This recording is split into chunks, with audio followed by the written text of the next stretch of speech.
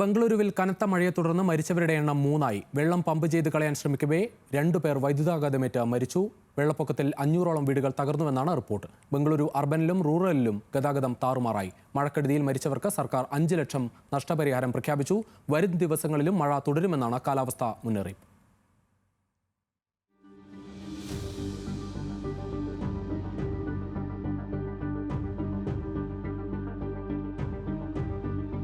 കഴിഞ്ഞ ഏതാനും ദിവസങ്ങളായി തുടരുന്ന ശക്തമായ മഴയിൽ കനത്ത നാശനഷ്ടമാണ് ബംഗളൂരുവിലുണ്ടായത്. ഇന്നലെ വൈറ്റ് ഫീൽഡിൽ മതിലിടിഞ്ഞ് 35കാരി മരിച്ചതിന് പിന്നാലെ ഇന്ന് വൈദ്യുതാഘാതമേറ്റ് 2 പേർ കൂടി മരിച്ചു.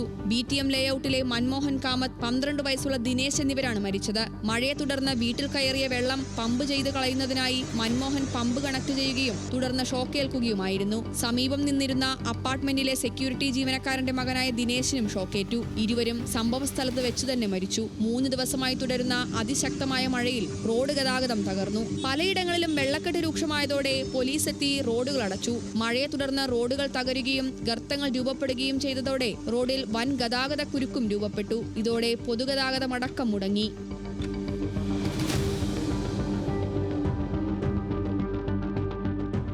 തിങ്കളാഴ്ച പുലർച്ചെ മാത്രം 130 മില്ലിമീറ്റർ മഴയാണ് ബംഗളൂരുവിന്റെ വിവിധ ഭാഗങ്ങളിൽ ലഭിച്ചത്. ഇത് അടുത്ത വർഷങ്ങളിൽ ലഭിച്ച ഏറ്റവും ശക്തമായ മഴയെന്നാണ് കാലാവസ്ഥാ വകുപ്പ് പറയുന്നത്. കനത്ത കാറ്റിൽ മരങ്ങൾ കടപുഴകിയതോടെ വൈദ്യുതി വിതരണം പലയിടങ്ങളിലും തടസ്സപ്പെട്ടു. താഴ്ന്ന പ്രദേശങ്ങൾ പലതും വെള്ളത്തിനടിയിലായി. 500ഓളം വീടുകളിൽ വെള്ളം കയറിയതോടെ പലരെയും മാറ്റിപ്പാർപ്പിച്ചു. ദുരന്ത നിവാരണ സേനയുടെ ബോട്ടുകളിലാണ് ഇവരെ സുരക്ഷിതമായ സ്ഥലങ്ങളിലേക്ക് മാറ്റിയത്.